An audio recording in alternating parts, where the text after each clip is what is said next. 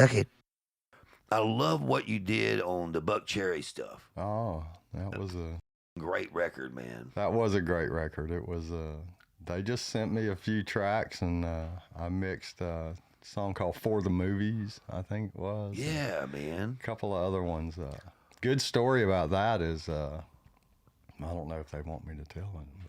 But, it'll be okay. I'll say it.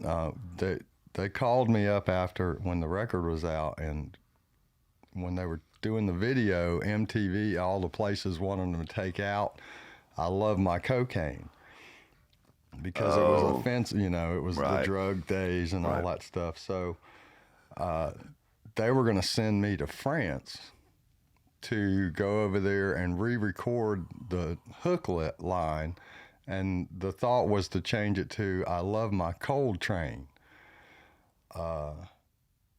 And so that was the thing. So I was getting ready to go, and I was in the shower, and then sometimes I think a little bit in the shower. Right. So I was thinking like, man, I got a great idea. So I got in the car and I started driving. I'm driving to the airport to go to France. Right.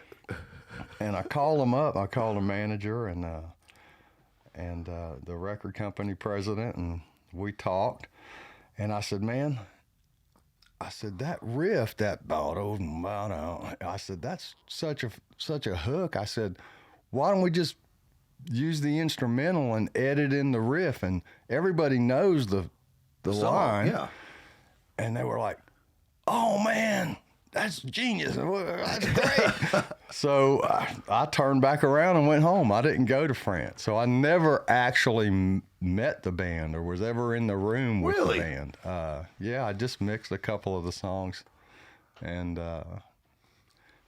did not go to France to meet the band. That's crazy. To do that. I actually hung out with the band in Orlando a couple times.